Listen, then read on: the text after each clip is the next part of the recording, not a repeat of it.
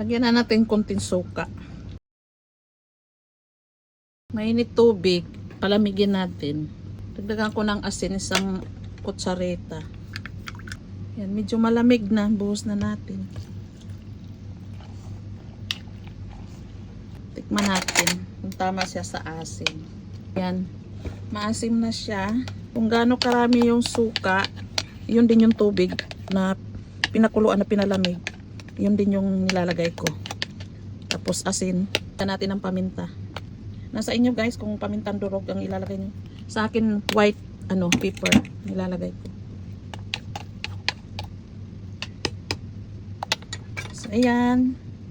Mango pickles. Ayan yung sabaw ng tubig niya. Kasing suka na ginamit ko. Ayan.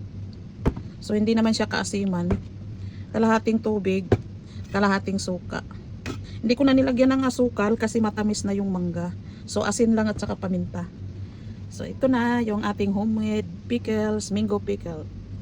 Enjoy for watching. Thank you so much.